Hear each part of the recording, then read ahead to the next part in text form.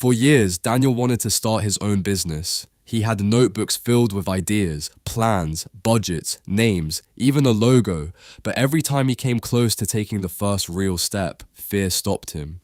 What if it fails? What if people laugh? What if I'm not ready? So the notebook stayed closed. One evening, Daniel found an old letter in a drawer. It was written by his father many years earlier, but it had never been sent. The letter said, "I spent too much of my life waiting for the right time. I kept telling myself I would start when I had more money, more confidence, and fewer responsibilities. But the perfect time never came, and eventually the dream became something I only talked about." Daniel read the letter again. Then one line caught his attention. "Be careful that preparation does not become another name for fear." He sat quietly for a long time. Then he opened his laptop. Not to create another plan, not to research another idea. He did something much smaller. He sent one email to a potential customer.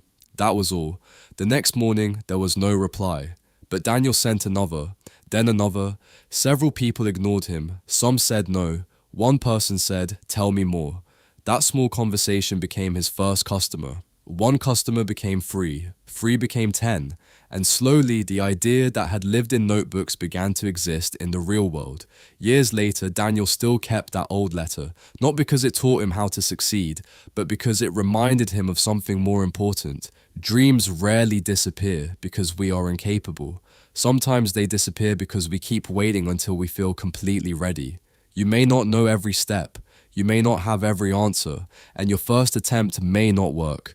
But progress begins when preparation finally becomes action. So send the email, make the call, submit the application, start the first page, take the first imperfect step. Because one day you may look back and realize that the biggest risk was never failure. It was waiting so long that you never began.